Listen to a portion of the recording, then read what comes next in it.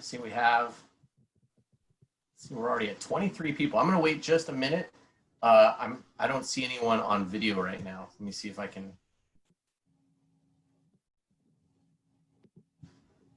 I don't see anyone's faces. I'm going to need to do that, and I just need to finish something else up right now. Give me just a sec. Oh, okay. So you're the one that stopped. I'm the one that gets. Yeah. I need to see your faces. I need the feedback.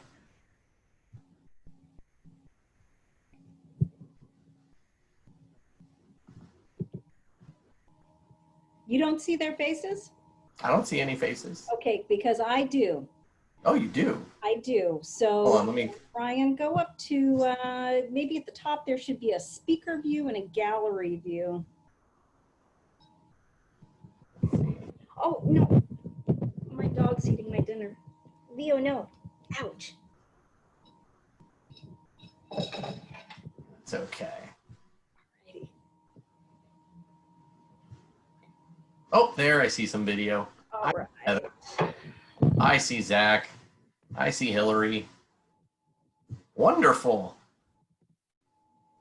I see Allie. This is good.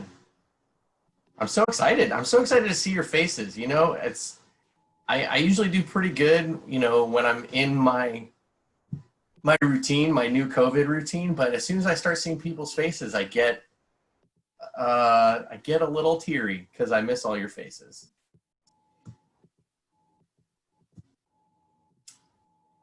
And just trying to see if we can let a few more people in before I get started.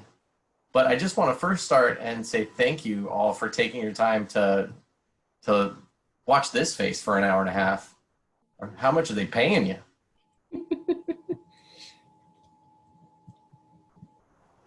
I love that I'm seeing so many familiar faces. I'm seeing some names though that I am not familiar with, so that's great too. And supposedly we are streaming live on Facebook. Wonderful. Sometimes it says we're doing that and it's not actually. So if anybody sees it on Facebook, if you want to send me a chat, that would be great. Okay. So Amala, a quick question. So on my shared screen, are you only seeing the title tile of my presentation, or are you also seeing the video of other people in there? I can see the video of the other people. Okay. I can only see 4 people at once. Mostly what I see is your presentation. Well, then I will shrink that down so everyone can see the actual presentation. Well, it might be different on their end. Let's see. Give me a thumbs up if you just see my presentation tile, my title. Jason says from your screen, I only see your presentation. Perfect. Okay. Awesome. Well, in that case, I think I'll just get started. And if people trickle in, that's great. So again, first off, thank you for just coming to listen to me for a little bit.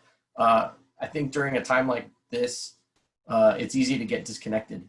And so any way we can kind of reconnect, I know Allie Brooks did a 3-night piece on the nurtured heart, and I hear it went really well. And so now here I am to talk about your middle schoolers. For those of you that don't know me, my name is Ryan Sutton, and I've been teaching middle school for 18 years now, and I'm going into my 13th year at Golden Valley, where I've only taught 6th, 7th, and 8th grades. And you might ask, why would I be doing that for so long? Because a lot of people think about the middle school years, and they tend to shudder, and they go, oh. But I am very drawn to that age group because I find the changes that they're going through and the progress that they're making to be really, really fascinating. And the struggles that they go through, I think I'm really empathic to, because I remember that time in my life as being really difficult. And so I think it gives me a bit of a leg up, emotionally speaking, in relating to my students. And we're going to talk about empathy during this presentation. As we're going through this, I'm hoping that I can get through the presentation part of this talk within 40 minutes or so. I haven't timed it or anything. It's not even all written. I'm mostly just going to be speaking, but I want to give you guys plenty of time to ask questions or just spark some discussion. So just know I'm not going to be a talking head for an hour and a half, because that would be exhausting for everyone. But if you do have a question, and I don't plan on stopping and asking if there are any questions, because I have a tendency to just go right off the rails and I'll just start talking about something else. So if you do have a question about something earlier on in the presentation, just kind of hold on to it or write it down, and then I'd be happy to address those. So I also want to apologize for my casual attire, because I am currently in the hottest room in my home. So I just decided to go t-shirt. I figured it's a new reality that we're living in. So before I begin and get into my presentation, I want to give a little brief disclaimer. And the first thing is the titling of this. The title of the presentation is Understanding the Social Emotional Life of the Middle School Child, not Fixing the Social Emotional Life of the Middle School Child. I think a lot of times when our children are going into that adolescent stage, we feel like they've kind of broken. And I know I've felt that about my own teenage children. But this is more about trying to come to a place where we understand the changes that are taking place in our children, and learning to work with certain modalities and temperaments to make us feel better about these changes, and understand that they are just shifts, seasons that the children are going through. I'd kind of like to think of this as what to expect when you're expecting the adolescent version. You know, all of you had children, you bought that book, you know, what to expect when you're expecting. And so if some of you are about to enter into your first teen, or maybe your fifth teen, I know with all three of my kids, I reread that book because it seems to always be new. So this is what to expect when you're expecting, the adolescent edition. I should have retitled the whole thing. And hopefully by the end of this, you can come to a better understanding and knowing what to expect, and equip you with solid strategies and a clearer lens through which you can view your child through this process. And lastly, before I dive in, I want to kind of disclaim with the idea that I'm going to be painting with a really broad brush here.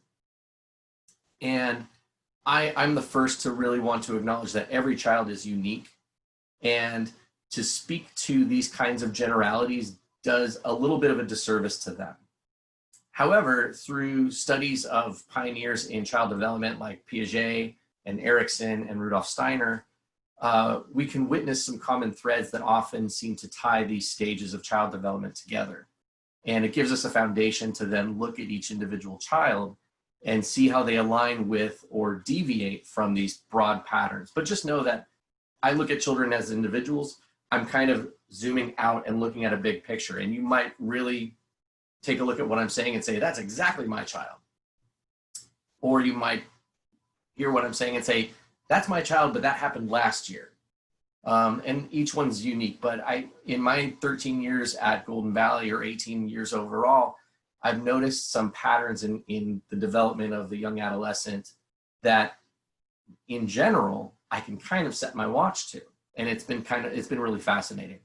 So why don't we dive in? Let's see. Okay, so you have a middle schooler. It may or may not look like this at some point. And then you might want to ask yourself, what do I do now?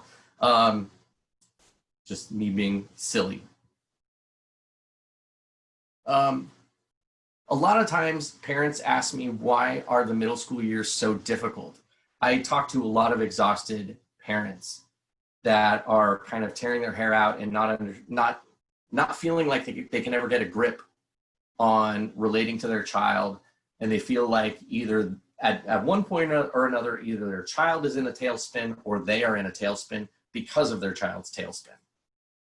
And so first off, why are these years so turbulent? First and foremost, I look at the growth scale. And aside from the years 0 to 3, these middle school years show the most dramatic growth in the human brain and body that they will ever have for the rest of their life.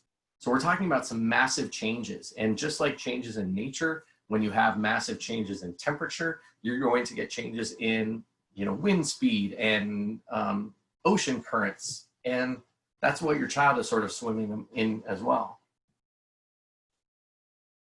I'm a firm believer in growing pains. I think it's kind of a colloquialism that we use all the time, like, oh, just going through some growing pains, and we get kind of dismissive of those things. But to me, they're a very real thing, and they're not just physical. I know, I have those of you that know me, I have an 18-year-old, a 16-year-old, and a 3-year-old. So when my 3-year-old is going through what I call these leaps, he just finished one, this big phase where everything was a matter of disagreement or asking why, or just putting up some sort of barrier to whatever I was asking him to do. And I realized he was going through a really big leap where suddenly the world was becoming clearer, and he was understanding that he played an active role in it. The world was no longer happening to him. He could make choices, and he could have opinions about things. And then he didn't know what to do with that kind of information. Same thing with your adolescent. Their minds are changing so rapidly that they just can't keep up with it, and it leads to turbulence. And lastly, this is the age where I call it a chasm. This is an age where there is a great chasm between a child's intellectual capacity, their physical maturity, and their emotional management capabilities. And they might be somewhere different on each of those scales. They might be very strong in one of those areas and falling behind in others of those areas. And that leads to a lot of misunderstandings and wondering, why is, this 12-year-old that looks like he's 16, yet he's still throwing tantrums and crying, quick to tears. Kind of created a little graph that I want to show you guys. And to me, it's like as rudimentary as I can make it. So on this little graph that I made, I want you to imagine that each of these colored dots represents a student. And rather than looking horizontally at it, I want you to follow one student vertically. So for example, my red student is falling behind in their critical thought and reasoning skills. This is a time when we're starting to do more leveling groups in reading or in math, and they're one of the ones that's in maybe some remediation. They're not progressing intellectually as fast as other people in the class. But this is also someone, if you look at the physical growth, this is someone that has hit their growth spurt early on, and they are, great at games. They're really physically mature, which then you go down to the emotional maturity, and this is someone, like I said, that might be quick to tears, has a hard time managing intense emotions. And these kinds of chasms within each individual child makes for a lot of intensity and unease. Students at the middle school age are hyper aware of these chasms in their development compared to the development of their peers in similar areas. And this awareness can lead to intense anxiety or self-esteem issues, which in turn can create behavioral or emotional outbursts that weren't present in the past. So this is where we start to see a lot of changes in emotion, where, Johnny was always really mellow, and now all of a sudden they're starting to act out a little bit more. As I was saying, in critical thought, by 6th grade, we're having more leveled learning groups. Some are excelling far faster than their peers in academic areas, and also in fine motor skills. So things like art or penmanship and handwriting, you have some that are really starting to take off, and others that are still reflecting a much younger skill set. In physical growth, some are beginning puberty as early as 4th and 5th grade, and others not until high school. This also creates another big chasm in that classroom. Girls are usually getting taller in the middle school years before the boys, which always makes for really fun dances. And inequality, this also leads to some inequality on the playing field. So you see, if you've ever been to like an AYSO soccer game for like 6th, 7th, and 8th graders, you'll see some kids that look like they might be in 3rd or 4th grade, along with some kids that have stubble. I've had, when at my son's soccer games, my son was a late bloomer, much like I was. And there were some kids at a soccer games that I wanted to check their ID. It was absolutely crazy. And that's just some of these big disparities that we come across. And then as far as emotional maturity goes, some students are becoming more self-sufficient and mature, while others are still very young and in a more dreamy place. These are some of the kids that you would still see playing imaginary games during recess. I always say, you know, some kids are wanting to already be teenagers by the time they hit 6th grade, and some kids are still playing Barbie dolls and Tonka trucks, although we don't encourage Barbie dolls at Waldorf school. That's just what I say. And by this point, parents start to wonder, is there something wrong? And they're starting to get uneasy with their own child's struggles in one or more of these areas. And they start to wonder, you know, I've never seen them act this way. I have no idea where this new attitude came from. And it's because their child is experiencing a lot of this turbulence. Not to give out too much information, but I was definitely the blue kid when I was in middle school. I was probably way too young for my grade. When I was young, they didn't have TK. I was definitely a TK kind of kid. I would have benefited from being held back. And so my academic skills were fairly low in my class. I was a very late bloomer. I didn't even hit my growth spurt until I was a junior in high school. And I was still very dreamy in my middle school years. And so I remember that being a really difficult time because everyone else around me seemed to be blooming and blossoming and sort of ready to take on that challenge. So I like to break things down by the grade. So the title of my presentation is The Age of Rebellion. And a lot of times people ascribe rebellion with older youth, you know, high school kids, maybe young college kids, you know, rebel without a cause kind of thing. But I really feel like it comes more into focus in the middle school years. Maybe it's just because I spend more time with it. But what I've noticed is that this rebellion takes on a different appearance in 6th grade and 7th grade and in 8th grade, and for good reason. So in 6th grade, what I see a lot of is rebellion against peers.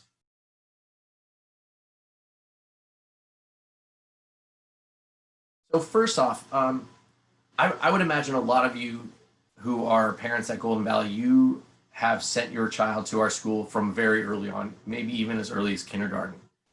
And the beautiful thing about early childhood education is that children, you can put any two children in a sandbox or on a red round rug, and they will just play with each other. So in these early grades, children become friends simply by proximity. Or by a prescribed activity. So we're going to be finger knitting, or we're going to be singing a song. And everyone is sort of like this blank slate, having a communal experience and bonding that way, rather than finding friends through a common interest or trying to find some sort of compatibility. You know, my 3-year-old just wants to find anyone that's anywhere near his age, and he's gone, and they are best friends immediately. It's a really beautiful thing, but that changes over time. So middle school brings with it by 6th grade, and now it's getting, I'd say it's starting a little bit younger, but really in 6th grade, it brings some big revelations to these kids that can be really jarring to them. So imagine, you know, and maybe you remember this when you were a child, that your best friend that you had since kindergarten, by the time you got to middle school, you're starting to realize that you don't actually have that much in common with this person anymore. As you're starting to self-actualize, you know, you might be pulled more into an arts direction, or you are more reserved and you would love to just sit down and play a board game or read a book or just play parallel with someone. And that person that you were best friends with since kindergarten, they're more athletic and they're more outgoing, and it's just not fitting like it used to when you were sitting on a red round rug. And that's natural. By 6th grade being popular, it suddenly seems much more important than it used to. Again, I'd say this is probably leaking into 5th grade a little bit more than it used to, but this idea of a pecking order, a totem pole, starts to become much more relevant in the middle school years. And so I may have been best friends with this person next to me, but they're not on the same social path that I am on. And that scares me, and I'm not ready to put myself on the line for that. And that happens. And lastly, middle school classes start to become more tribal in nature. They become divided by popularity and shared interests. That's where you have the people who are more artistically inclined hanging out with one another, or people being drawn more to the ones who are wanting to play basketball and only basketball during recess. And this can cause friction and conflict that often requires some intervention either on the parent's part or the teacher's part, because there's hurt feelings. And so that's when I say there's rebellion, they're rebelling against one another and sort of reshuffling the social deck to figure out who it is that complements them the best. Now, I've had students that have had the same best friend since kindergarten, and they just really lucked out that they had a lot in common. But these are kids at this age, because of the insecurity that is inherent with early adolescence, they are looking for sameness. They're looking for a mirror that they can see their own reflection in, which leads to some conflict.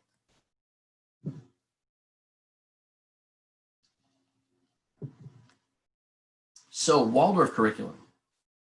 How does Waldorf curriculum meet the needs of the sixth grader? I love the middle school curriculum in Waldorf. There's so much to offer that speaks to these changes without being too explicit, without naming it, but yet you're speaking to their soul life, their feeling life. So for example, ancient Rome. I love teaching ancient Rome because it's this beautiful transition between from the mythological place that the students were coming from in third, fourth, and fifth grade, whether it was the Norse myths, ancient Greece, ancient India, where they were getting a lot of mythology. Even though it's a history block, whether or not those things actually occurred, the Greek gods, I don't know. We could get into a spiritual discussion about this, but I would say it's their history curriculum was living in a more dreamlike state in the previous grades. Now with ancient Rome, it's this beautiful transition that takes place because it starts with Aeneas and the sacking of Troy, and then Romulus and Remus and the founding of Rome. Now, there's not a ton of historical accuracy to those stories. They are still in the mythological realm, I would surmise. But then you get into hard factual history like Julius Caesar and early republics of Rome and the Roman Empire and the Crusades and the fall of the Roman Empire. And all of a sudden they're waking up from this dreamlike place. And then the Middle Ages, a time of darkness, and it's a time of violent change and conflicts of ideals among tribal people, along tribal, religious, and socioeconomic lines. These are conflicts that can be mirrored on a much smaller scale in these young people. And then we come across geometric drawing. They're finally graduated out of block crayons and stick crayons and really kind of blunted drawings. Now, I love lower grades drawings. I think they're so beautiful. But they lack detail for a reason, because their fine motor skills haven't come into form just yet. And so now we have geometric drawing, and it's their first use of precision tools for their artistic creations.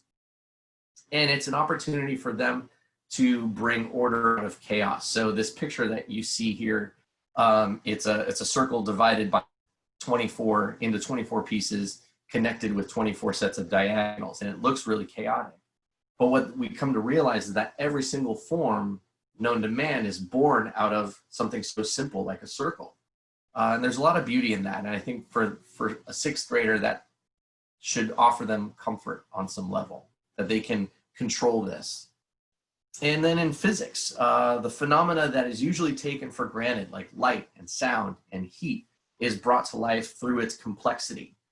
So now it's no longer as simple as I shine a light and it makes the room, I can see things. Now we can break things into the visible spectrum and with sound, we can actually illustrate sound waves. There's a picture of a Chladni pattern on this slide. So it's wonderful. And kids are thinking, wow, this world is so much more complicated than I ever could have imagined. But hopefully through this curriculum, they're seeing that they can kind of wrap their hands around it. So 7th grade, let's talk about rebellion against parents. Now it's your turn. So I often refer to the year, the 7th grade year, as a year of trying on hats. What I see the most in my classes, in my 7th grade classes, is kids who are no longer acting the way I've known them to act and not really acting quite like themselves. They're trying on behaviors. They're trying on even speech patterns because they're coming into themselves and they don't know what the new me is going to look like or what it's going to sound like. For parents, it can be really infuriating because at home, they're starting to push more against what they see as superficial boundaries.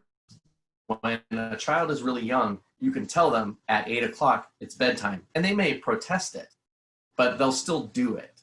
By 6th grade, it's why do I have to go to bed at 9? Who made this rule? Who made this thing up? You know, so they'll start challenging what they see as superficial boundaries, like bedtime, like clothing choices. That's where I see the most pushback on things like dress code, pushback on social media availability, video games. They're also talking back more, but really they're just arguing for the sake of arguing, which can be infuriating for parents and exhausting. This is a year where I see a lot of parents of what you might say, quote unquote, are good kids getting into trouble. And they may begin, even early at 7th grade, begin experimenting with things like drugs or alcohol or sexual behavior because they're wanting to break out of whatever mold they feel like they've been forced into by their parents at that time. And so they're trying on more adult behavioral hats. What I've seen is also that they'll start experimenting with new physical or personality traits, changing their clothing. I see really vast changes in personal style in the 7th grade. So their clothing, their hair, their makeup. 7th grade is where I have to tell a lot of girls that they have to like go take that down a notch and come on back. Even changes in speech patterns that I see quite a bit. Now, I grew up from the ages of 1 to 14. I grew up just adjacent to the San Fernando Valley in the 1980s. And so, and I have an older sister. She's 5 years older than me. So I remember overnight, my sister would be talking like, basically like I'm talking now to, oh my God, this is so lame, and gag me with a spoon, because we grew up in the valley. And I remember just these quizzical looks on my parents' face, like, why are you doing this? Because that's the cool thing, and it's not me, and I don't want to be me right now, so I'm going to do that thing. Nowadays I'm hearing a lot more meme talk. That's the only way I could describe it. A lot of kids just using the language of the memes that they see on social media. So, you know, things like, oh, I had one years ago that called everything savage. It was so savage. I'm like, you never talked like that before. So it's interesting, but it can be really unsettling for parents because all of a sudden who they thought was their child is no longer their child. And parents can kind of set themselves into a tailspin, like, what do I do? Or do I do anything? Do I just let it do it itself? 7th grade is where I also see a lot of shifting interests.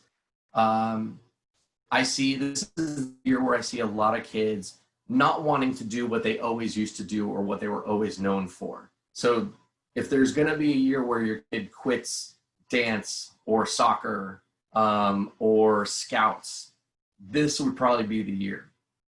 All of a sudden, they don't want to do the thing that they feel their parents had them do for so many years. My thing was karate.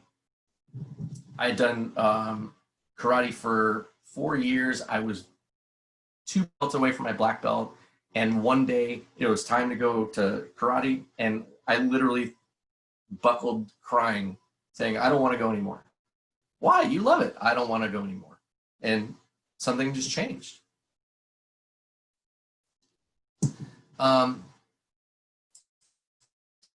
So they might take up new interests that are their idea. So those of you that know me know that I play guitar. Well, I took up guitar right around the age where it was time for me to choose the things that I wanted to do. And it was my idea, and I could own it, whether it was good or bad, it was mine. So being aware of that is a really helpful thing. And this is sort of the beginning the path of self-actualization. So you might say to yourself, who is this kid? I don't know them anymore. I do love this slide because I'm pretty sure I've made this face a few times at my kids. Parents can often reach a breaking point by 7th grade. They might say things, I've heard a lot of parents say, why won't my child listen to me, but they'll listen to you? And my simple response to that is, because I'm not you. They are looking for guidance that isn't coming from their home. And I can't say I know exactly why, it just is. Kids are at this age are looking outside of their parents for sources of guidance and support. And it's not a bad thing as long as those sources are reliable. So you don't want to give guidance to an angst-ridden young teen from another angst-ridden young teen. That's really what I would say. So you'll see a lot of 7th graders leaning more on their teachers, their coaches, their pastors, even aunts and uncles or cousins, because all of a sudden you've become suspect. But that'll change too. Just know that, I'll get to the 4 agreements in a little bit, but just know that it's not about you. So my best advice is to strive to not take things personally, which I know is easier said than done. So how does Waldorf curriculum meet the needs of the 7th grader?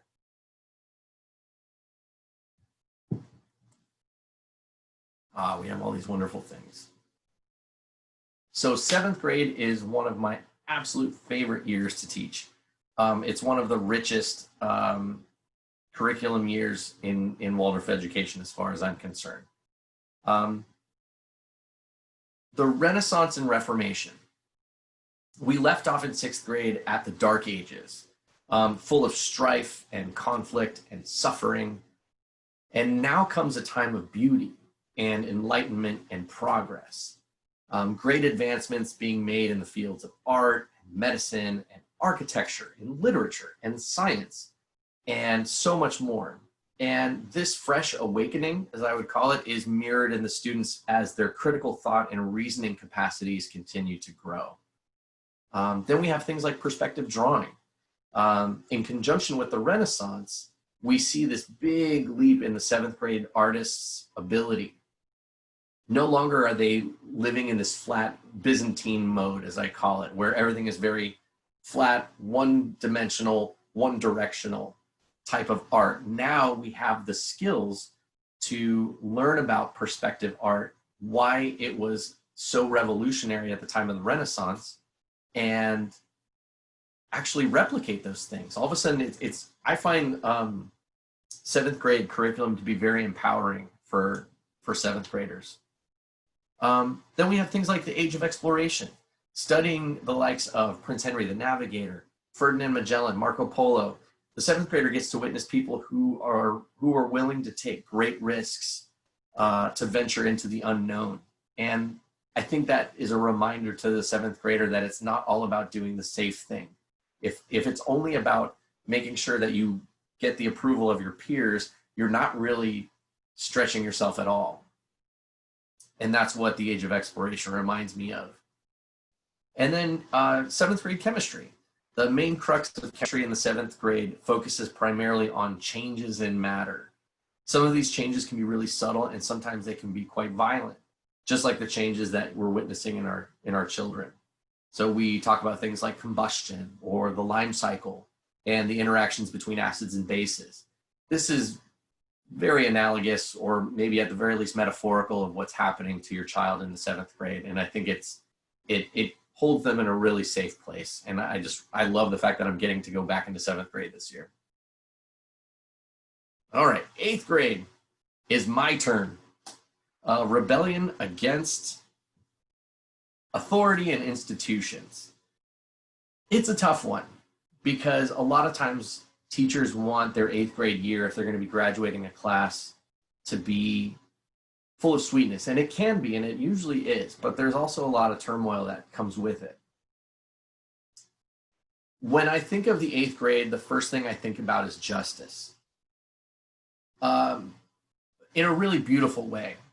I think you hear a lot from 6th and 7th graders of that's not fair.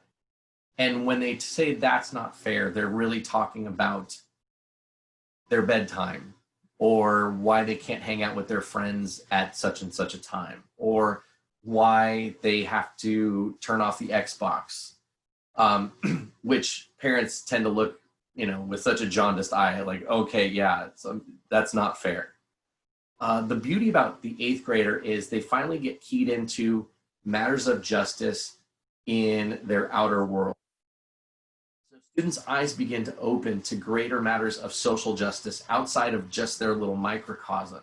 So the 8th grade is really where you'll start to hear these young adolescents talking about world issues and starting to form opinions. They become more politically aware and begin to form their own opinions of right and wrong in the world, not just right or wrong for them, and starting to see that there's a difference in that. I've talked a lot with a lot of people about what's happening in the world, and I think those of you who know me know that I'm a huge Washington Redskins fan, and that's been in the news a lot lately. And for the longest time, I was like, why would we ever change that name? Why? That's crazy. Just people are being ridiculous. And because I didn't find it to be offensive. I thought it was, I thought the logo was this very noble Native American, and I didn't see the problem with it. And finally, my more adult side came into the conversation, and I thought to myself, just because it's not offensive to me does not make it not offensive. And anyone younger than the 8th grade would not be able to come to that conclusion. It only took me to 43, but but anywhere younger than 8th grade, they're not able to think outside of themselves about what's right and wrong for them and what's right and wrong for the world. And it's really remarkable to bear witness to. They start to begin to question and doubt the authority of their teachers, coaches, pastors, or other strong figures they would have readily followed in the past.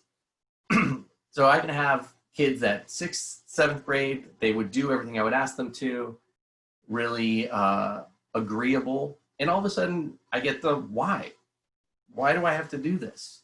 So they start to stray from their parents' authority, and then they're going to start to stray from other authority figures so they can self-actualize, so they can get to a place that feels more like themselves. They become exhausted by the rules of oppression of their institutions. So the 8th graders are going to gripe about the dress code, or they're going to gripe about how much work they have to do, and they just can't wait to leave. That's where we get to the feeling an insatiable need to break away or leave those institutions. That's where I'll hear, this place is so dumb. I don't like this place anymore. There's an added caveat to that, though. It doesn't just have to do with their emotional growth at this point. It has to do with the idea of saying goodbye. And I love this picture. I don't know. I get a little teary just looking at it. I don't know about you, but I'm not really good at saying goodbye. I just kind of say see you later, and I just kind of let it go. It's a lot easier to hate someone or hate something rather than say goodbye to them. So by the time we come back from Christmas break in the 8th grade year, the students really start to sour on the school. And I had a student a few classes ago that went home to her mom and was telling her mom all the horrible things that the students were saying about me. And she went home crying. They are so mean to Mr. Sutton, and they say such horrible things, and he's a nice teacher, and I don't know why they're saying these things. And by this point, I've grown so accustomed to it. I always say my ego died years ago. And so I had this parent come to me and say, do you know how disrespectful your students are being? And I said, yeah. And they're like, are you just going to take it? I go, no, I don't, but I just don't let it bother me. And it's fine. That's how that's how they feel right now.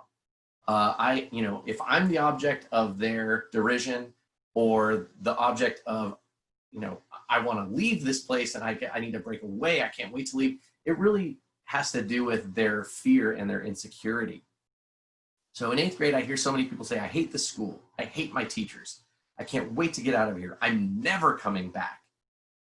And that's basically because it's simply too difficult to admit that you're scared and sad about the changes that are on the horizon.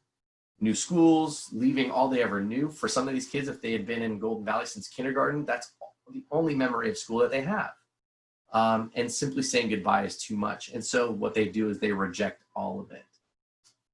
And these are usually the students that come back later and express their love and gratitude for Golden Valley and for their teachers. So I always know the ones that are really pushing the hardest and yelling the loudest, they're the ones that I can think to myself, I'll see you next year at May Day, and you'll give me a big hug, and it'll be just fine.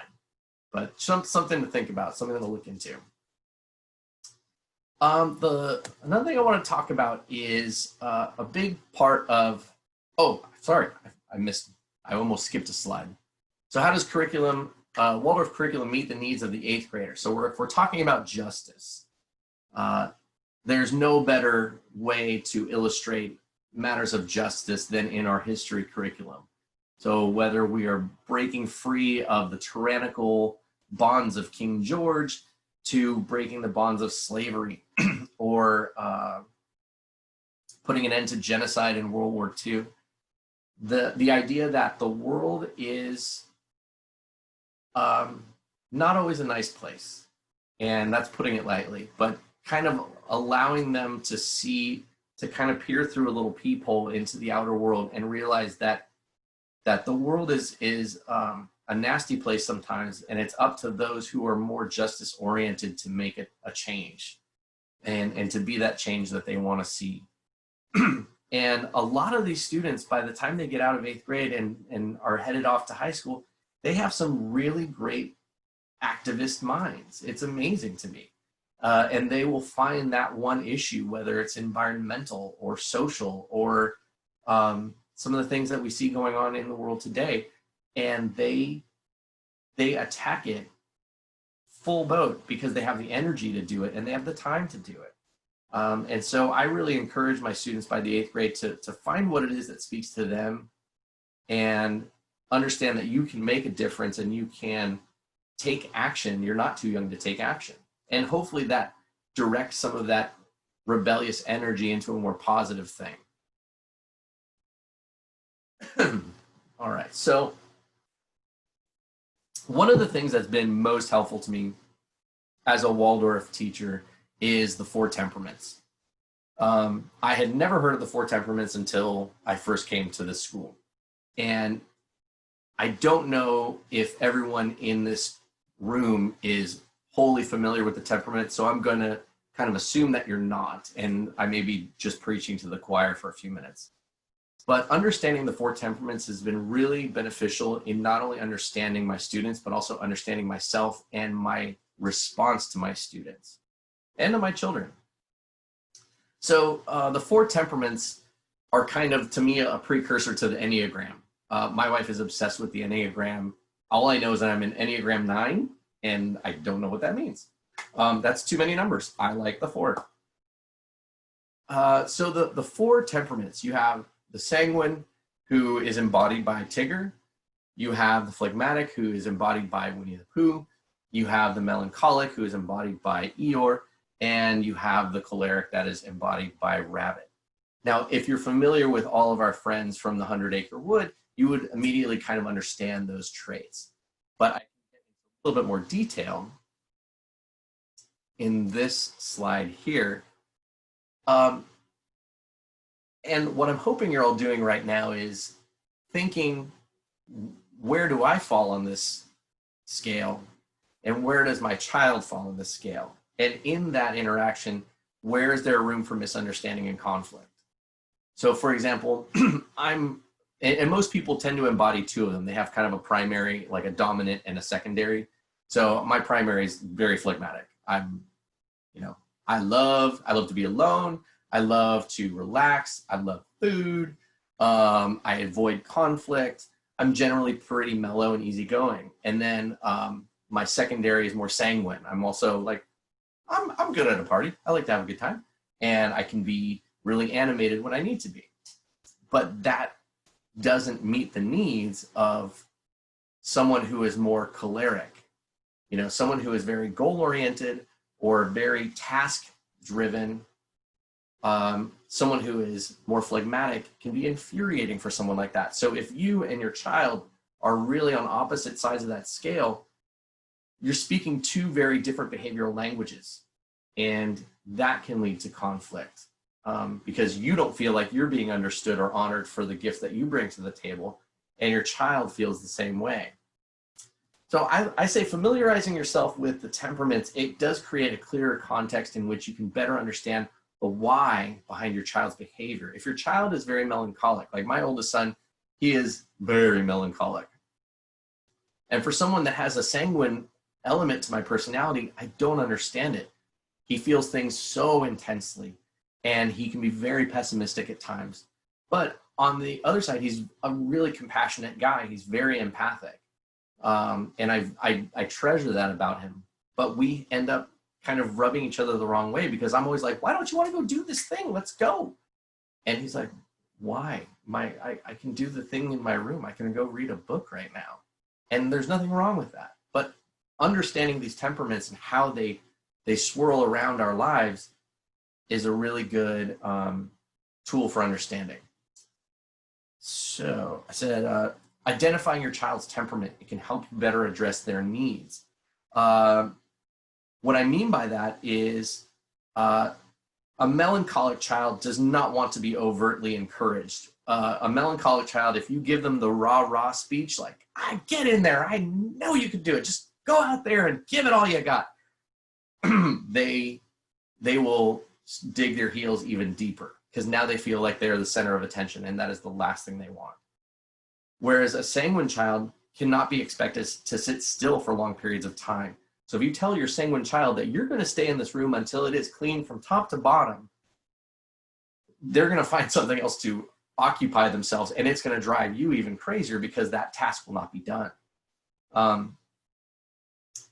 Telling a choleric child to just chill out is, I'm sure there have been, murders take place for less than that. A choleric child that has this thing that they got to do, this project that they're working on, and it is 11:30 at night, and you're saying, you just need to go to bed. You need to chill out. You'll see the steam start to shoot out because they have a thing that they got to do. And lastly, like a phlegmatic child, you can't force a phlegmatic child into socialization if they're not emotionally ready for it. A phlegmatic child is, yeah, people are cool, but I have no problem being alone. So if there's a big family get together, a big family reunion at the park, that's going to be a huge anxiety attack waiting for them. So it's just something to think about. And lastly, understanding your own temperament can illuminate areas where you and your child might have some friction, as I sort of said before. Okay. So what are we supposed to do? The first thing I start with is the 4 agreements. I think the 4 agreements came out like in 1997. I know like Oprah was talking about it, but it didn't really come into my life until I was at Golden Valley, and it's something that we use in our faculty meetings. The first thing is being impeccable with your word. If you're impeccable with your word with your child, that will pay off exponentially. If it says, speak with integrity, say only what you mean, avoid using the word to speak against yourself or to gossip about others, use the power of your word in the direction of truth and love. So you being impeccable with your word not only sets an example for your child, it creates a forum to where your child can trust you in that process of communicating, where you're not hitting them with sarcasm, or you're not hitting them with hashing up or rehashing old hurt. Because then they feel like every opportunity for communication with you or every discussion is possibly riddled with landmines. Don't take anything personally. It took me a long time to get to that place, and with my own children, I still have a hard time with it. As a teacher, I've gotten a really healthy callus, not in a bad way, but just like where I don't take anything personally. But as a parent, I think it's a taller order. Nothing others do is because of you. That's something that I'm constantly having to tell myself. What others say and do is a projection of their own reality, their own dream. When you are immune to the opinions and actions of others, you won't be the victim of needless suffering. Don't make assumptions. Find the courage to ask questions, to express what you really want. Communicate with others as clearly as you can to avoid misunderstanding, sadness, and drama. With just this one agreement, you can completely transform your life. And lastly, always do your best, which sounds kind of hokey, I think, but I think it's also, there's a lot of beauty in that. Just go out there and do your best. I think that has to do with my next point. But your best is going to change from moment to moment. Isn't that the truth with today's climate? It will be different when you're as healthy as opposed to sick. Under any circumstance, simply do your best and you will avoid self-judgment, self-abuse, and regret. And the same goes for your child. Your child's best is going to vary from moment to moment, but just know that, I haven't met a child that wants to fail. I've never met a child that wants to be in trouble or cause trouble. It's just a manifestation of something else that's living inside of them. And with that understanding, I get a little bit of distance from it emotionally to where I can see the problem more for what it is rather than what it's doing to me. And I think that's the big thing is like, I wish you would stop doing this to me. How many times have we seen TV shows or even had family conversations of like, do you realize what you're doing to your mother? And I don't know if that's always fair. It feels like that, but it's not necessarily a fair assumption. All right. So my first recommendation to you is discovering the power of grace. It's one of my favorite virtues. Grace for your child and grace for yourself. Excuse me. We have to give ourselves a break. We have to give our children a break. And these adolescent years are so turbulent that when someone falls off the boat, just welcoming them back on is something that is beneficial not only to your child, but also to you. Some rules that I have in the classroom that I think apply really well at home is every day is a fresh start. Having people in our lives that hold grudges, we tend to identify them pretty quickly because those are the last people that we want to be around if we know we messed up. Whereas if I'm around someone and if I know I messed up or I made a mistake or I hurt someone's feelings, but I know that when I wake up the next day, it's not a ghost that's haunting me from behind. That's a beautiful gift. It's a wonderful gift to have someone in your life that's like, well, that was yesterday. And I try to do that with my students, and I think it's a little harder as a parent sometimes, but that's something that we should strive for. Forgiveness is key for your child and yourself. And seeking out the good even when it's hard to find.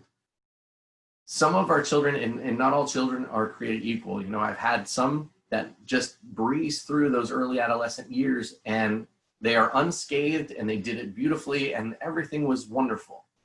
But for most kids, there's going to be some periods of time where you won't even be able to recognize this kid anymore. And where did they get this attitude? And who taught them how to dress? There has to be a moment in every day where you can look at that child and still see that sweet 5-year-old, 7-year-old, 8-year-old, even if they don't see it themselves. And lastly is empathy. One of the greatest gifts you can give to a young adolescent is a genuine sense of empathy. And I love this quote. Empathy has no script. There's no right way or wrong way to do it. It's simply listening, holding space, withholding judgment. I have a tough time with that. Emotionally connecting and communicating that incredibly healing message of you're not alone. Because I think that's what most young adolescents feel, is alone. Even though they're surrounded with a gaggle full of kids going through the exact same thing to varying degrees, I remember feeling alone at that time. And so having just someone tell me that I'm not alone was all I could have wanted at the time. Where parents falter with empathy is they forget what it was like to be that age. And so they have a tendency to minimize the struggles of the young people in their life. So they'll say things like, you kids have it so easy these days. Or wait till you have to go out into the real world and you have to pay bills and get a job or pay taxes and rent and mortgage and blah, blah, blah. Or my favorite one is, I wish my only job was going to school and hanging out with my friends. And that's such an insulting way to regard what a young person is going through, especially in these days. But subtract all the things that are happening in the world today.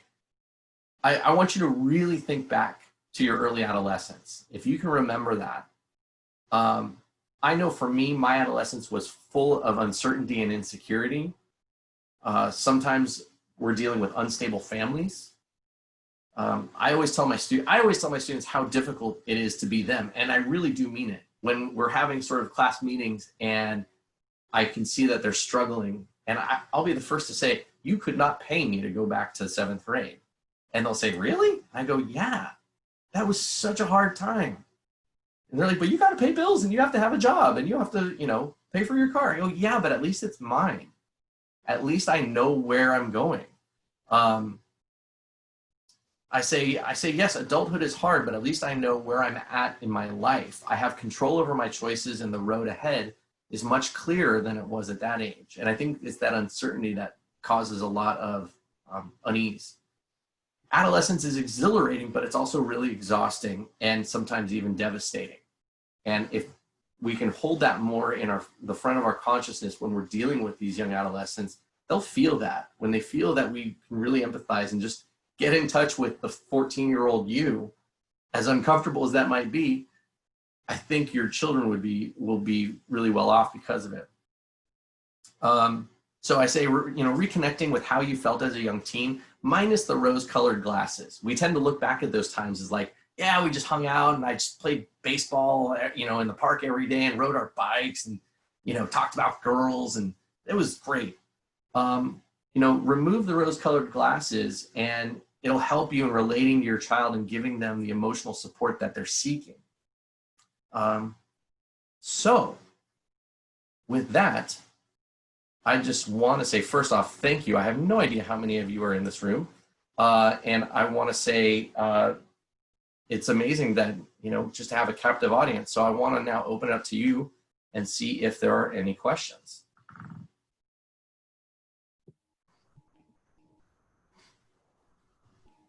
Does everybody remember how to raise their hand?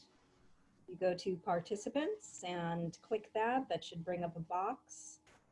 And then there should be a few options on the bottom of that box, and one of them is raise hand. We could even do a test. There is one. All right. Jen, I'm going to go ahead and unmute you. Hi. Hold on. Shoot. Okay, sorry, I was going to put my video on, but I can't seem to do that. So I had a question regarding like 6th grade.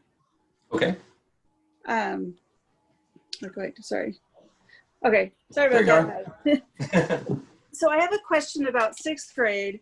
You were mentioning, sorry, looking at my notes, regarding intervention for when groups form. And I guess mine is kind of particular to girls and trying to be, and making sure it's like inclusive, including the other girls in the group. Because towards the end of this last year, her and a few friends kind of separated, and it caused some issues, and basically we never were able to fix it. And I kind of would like to have some good tools going into this next year with anticipation that we will be in school. Yeah, let's all live under the assumption that we'll go back to school. Yeah. I think it starts with the teacher. The teacher has to set some ground rules and create an environment where it's understood that at this age, I can't expect you all to be best friends. And in fact, I can also expect that some of these friendships and groupings are going to shift over time. I need to let my students know that that's okay, because they get really uneasy about it. And they're like, well, I'm not friends with this person anymore. And it's all changing. And I just say, it's okay. People change, relationships evolve. And if you're realizing that, hey, you don't have as much in common with that person anymore, that's okay. But there has to be an air of inclusiveness and respect across the board to like group projects or group activities. The only time that I don't have my hands directly in that cookie jar is during recess time. And for me, the learning that takes place during recess is something that cannot involve me, which is, how do I handle my own interpersonal communications? Because if I'm guiding them the whole time, then that's not really realistic. So I think it starts in the classroom, and it also, I wish someone told me about that. Because as I was getting older, even through high school, I wish someone told me, you're probably not in your 40s going to be talking to all your buddies from high school. No one told me that. And it was like absolutely devastating to me. Like, why are we not friends anymore? Right. So I think just being open and honest with our kids, that friendships change. Now, that doesn't make it okay to be disrespectful or exclusive or just mean-spirited. That's different.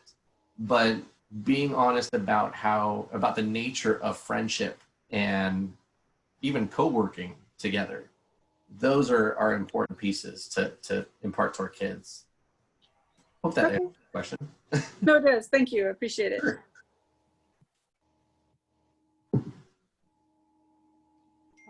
All right, anybody else? Does everyone know how to use the raised hand feature? Raise your hand if you know how to use it. There we go. You can leave your hand up if you would like to ask a question. Oh, they're putting their hands down. Come on, guys. Come on. What is it, Wednesday? We're all tired. We're all tired. It's okay if you don't. That's all right. That just means I got information out there. Let's see. I had a couple chat messages. I was making sure that they weren't questions. All right, Sure. Shauna, let me get you unmuted. And if you don't already have, you can start your video, but you don't have to if you don't want to. You are unmuted though. Shauna, go ahead. Hi, I'm just wondering, what advice you have for us during this, let's assume we're going to be back in school next year, but there's quite possible that we won't. And what advice you have for those of us who are trying to manage things at home, when we're all in the house together for these years? That's a fantastic question. And my son will be going into 7th grade, by the way. Oh, okay. At Orchard or at River? We're actually in Santa Cruz. Oh, you're in Santa Cruz. Sorry, I'm peeping in. That's awesome. Oh my gosh, I'm so excited. A friend of mine is a parent there and sent me the invite. Oh, that's wonderful. You know what? I'm going to be 100% honest with you. And I think my 100% honest answer is I don't know. I think one of the things that I've noticed in talking with colleagues about, what we're going to do, I feel like all we're doing is grasping at straws right now, trying to make sense of the world. And an unfortunate byproduct of that is it's just creating more and more anxiety. Mm-hmm. I was going through a period recently where I was like, when am I going to get my kid back at school? What's it going to look like? Because I have a preschooler and preschoolers touch everything and he's missing out on all this socializing. I mean, my brain was just swimming. And I came to a conclusion recently that not having an answer is kind of okay. And I think we need to kind of work with Maslow's hierarchy here. and just think about like, are they healthy? Are they safe? Are they, you know, reasonably emotionally well adjusted? Are, you know, am I attending to those needs? And then we can get into their social life at school, their academic life. I think even speaking as an educator, I've been a little discouraged with how forceful a lot of people have been about, well, they need to cover these standards and we need to do this and we need to do it now. I think, you know, Mother Nature or whatever you want to call it is kicking our butt right now. Mm-hmm. I mean, I'm more worried about their social life. Yeah, exactly. So I think it depends on what the world is looking like in Santa Cruz. I don't know what your capability of socializing, distancing is, and just take it one day at a time. But I think I'm out of my depths with that one because this is so new. Yeah, thanks. Sure. Next, we have Aaron.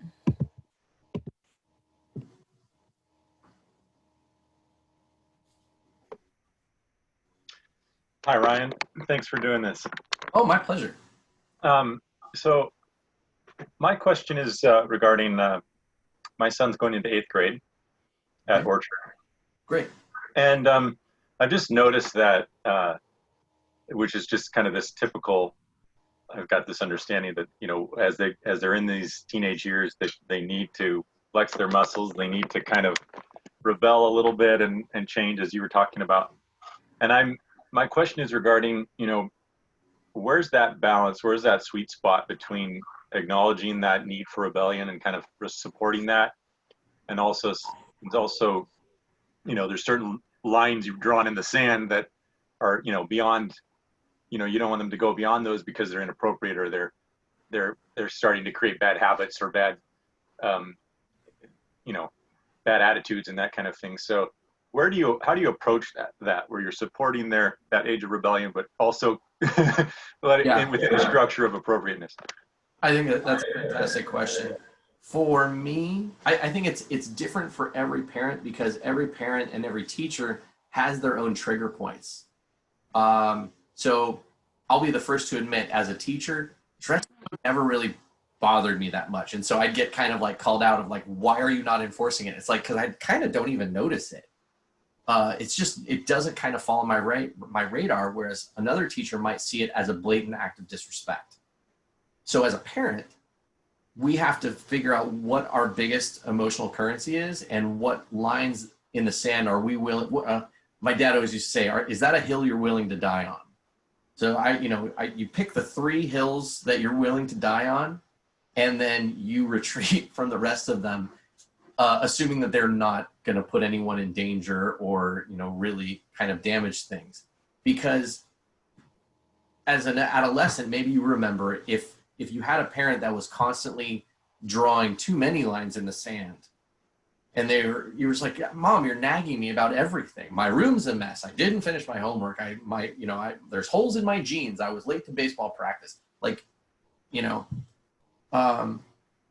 but when you do draw that line, I always say, like, I never get into fights with my students unless I know I'm going to win. Like, I don't engage into battle unless I'm willing to absolutely go to the mat and win for it. Otherwise, I'm just exhausting myself and I'm sort of muddying the emotional waters with that child. And so I would think about the things that are most valuable to you, whether it's how they talk to their adults. Like, to me, that's a big thing. Like, if you're going to be disrespectful to an adult in your life, I don't know, that really irks me. So when I call in a student in my class and I'll say, you know, I'll be like, Jonathan, and they go, what?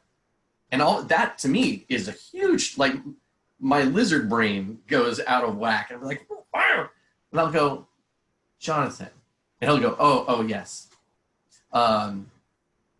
So it's pick the things that matter to you and don't let the other things go. It doesn't mean you forget about those things. It just, you kind of put a tack in it until there's a better time to address it.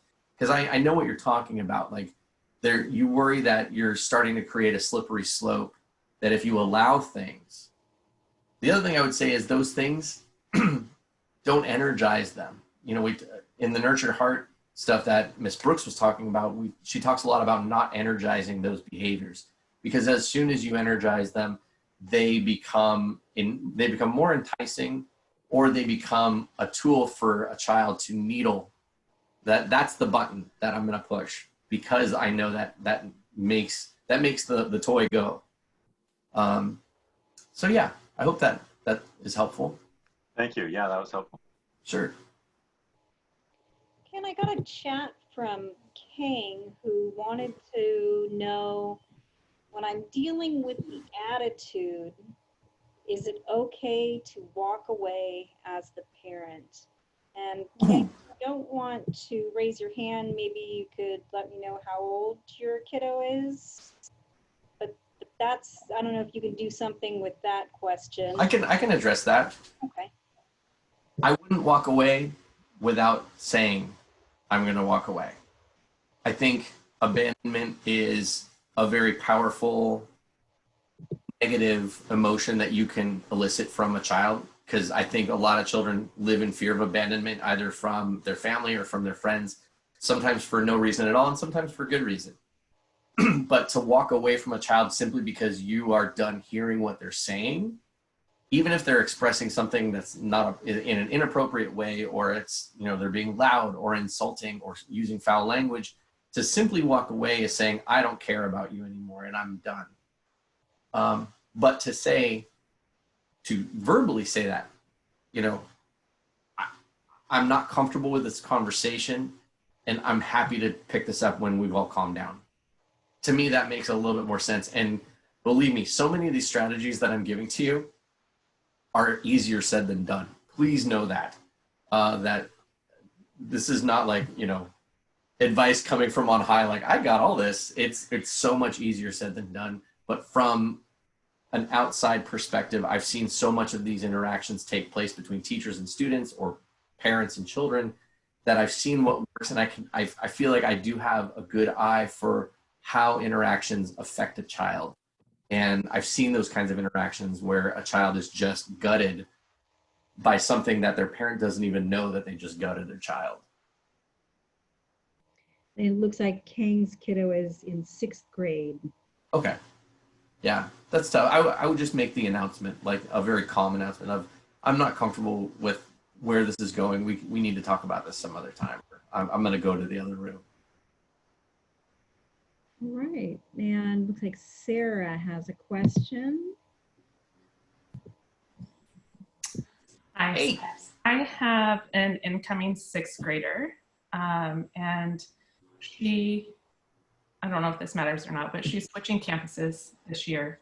And something that I guess I'm struggling with a little bit is that, and after hearing your presentation, is that I've protected her from the outside world until now, to be honest. I don't watch the news. I don't participate in that sort of thing. I try not to have conversations because conflict is hard for me. And so we have been talking a lot about social justice issues in the last month or so. And she's already an anxious kid, which is part of the reason we don't talk about those things. And so, like, from her reactions that she has given to me, falls under a lot of your 8th grade stuff. And so how do we comfortably move forward in an age appropriate manner without like backpedaling because it's so uncomfortable? Let me ask you, is she processing the things that if you're talking about things that are happening in the world, whether it's, racial injustice or the pandemic or our response to the pandemic, is she responding to it with fear or with anger or with just, a lot of times kids get really quizzical, like, why are we doing this? What, So in particular, we've been talking about racial justice Sure. things. And her initial response a little bit is fear, but is then anger, complete Sure. and utter anger. And also she has friends of color. So then she's asking questions like, so can this happen to so-and-so? Because it's happening to these other people. And so that's very difficult to address with an 11-year-old. You're telling me. Here's what I would say. First off, I think we're in a unique time, so it's no surprise to me that sixth graders are getting wind of these things, even if the news isn't on in their household. Between cell phones and iPads and just word of mouth, we know what's going on, and so do your sixth graders. Things like social justice, like racial injustice, is something that can be brought even to really, really young kids. And so, you know, we feel like it's up to us to educate our children, you know, even our 3-year-old. There's some really beautiful children's books that address racial injustice in a really age appropriate way. So there's this one book called Color. I think it's called Mixed. And I read it to my son at night sometimes, and it's about, you know, all the primary colors, the red and the yellow and the blue, and they all used to hang out together until one day red decided that they thought they were better than the yellow and the blue. Until finally red and yellow and one of the yellows and one of the blues fell in love, and then they made green, and it just kind of goes on and on like that. And so you can start addressing these things really early. So I'm not so much concerned that your sixth graders having feelings about these things, just as they feel like they have a forum that they can express it, and rather than telling them, isn't this really messed up? Or doesn't that make you so mad? Just being like the garage door for a tennis ball of, you know, their feelings. Like, let them just come at you and say, that's really difficult. And if they ask you your opinion, I'd say, yeah, this is how I feel about it. I just think that we're in an age where indoctrinating our children is getting kind of intense. And so rather than telling our children what to think, I think we've sort of lost the ability to help our children just process how they feel. So I hope that helps. Yeah. Thank you.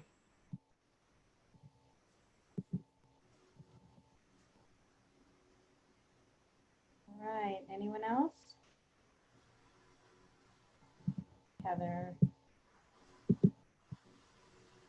Go ahead. Is that it? Hi, No, I have a Ryan. question. Now I'm here. Oh, Hi. hey, It's good to see you. so good to see you. Okay, so this is, you know, my round 2 child. I know.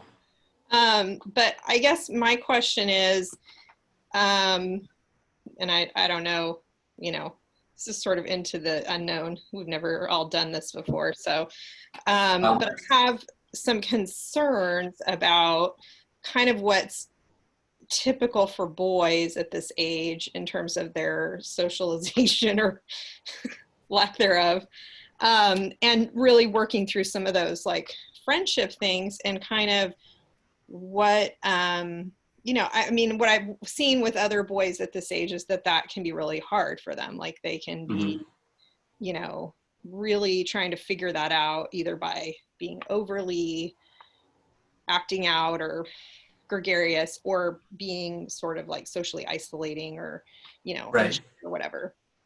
So with this whole piece with the pandemic and them not having lots of opportunities for that, I'm having a lot of concerns about that and kind of what's manifesting, you know, in terms of like, I feel like my kid is out of practice socially, right?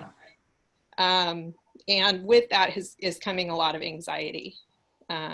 Anxiety about going back to school, or anxiety about just being out in the world, like being out in the world, right. And like, and also just not knowing, like, we've had some really, you know, it's like they're, like you talked about that toddler piece where they're trying to figure stuff out. And if they don't have an opportunity to do that, they're just sort of out of sorts, you know? And so like the anxiety then comes up because it's like, I don't know what to do. Whereas if I was in a social setting with a bunch of other kids, I might still feel that way, but I would kind of have practice to work it out. Yeah. So just, I don't know that there's a thing to do about that, but I just kind of, I don't know if other parents are kind of seeing that with their with their kids in general and anticipate- boys specifically, because I think so much of their socialization isn't verbal either. Yeah. Well, I would anticipate that behaviorally and emotionally, I won't be surprised if we see some regression when kids go back to school, because they are so out of practice. And I think what you're going to find is some kids are so thrilled just to be, those sanguine kids are going to be so thrilled to be around other people, and they're going to be bouncing off the walls. They're not going to know what to do with that energy. And your phlegmatic and melancholic kids are going to be so overwhelmed. And those are the kids that are going to be so worried about who's touching me and who's touched what, that you're adding a whole nother lens to their social existence. This lens of COVID of, we've been apart, now we're back together. What does that mean? What can I do? How do I think we're going to see a lot more kids that are suffering from anxiety because of this when we come back. And I think it's going to take a lot of listening and a lot of tenderness to just ease them through that. And my hope is to not get too intense when we first come back, is just kind of get reacquainted as a family and kind of learn what everyone's gone through. I feel like it's been a year already. The things I've gone through and the things that I've done and experienced, I've never been away from work that long, and they've never been away from school that long. And so I think there has to be a reckoning when we come back that we can't pick up where we left off. It's not the clock is no longer ticking. If it's always like, well, the clock is ticking, we have to do the X, Y, and Z or else we fall behind.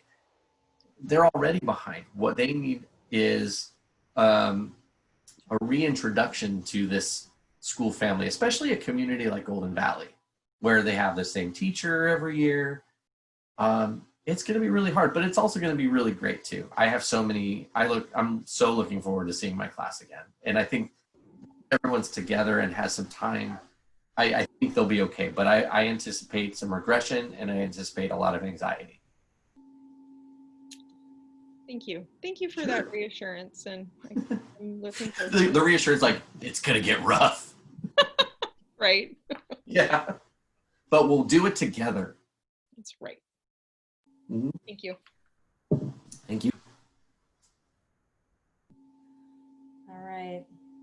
Last call. This is perfect. I'm on time. 7 minutes to spare. Definitely time for one more question, but we can also finish early if that's what everybody's wanting to do. Yes. Let's let them go. Okay. I've taken enough of their time. You guys all have a great evening and a fantastic summer. We're looking forward to seeing you again in August. Sorry, go ahead.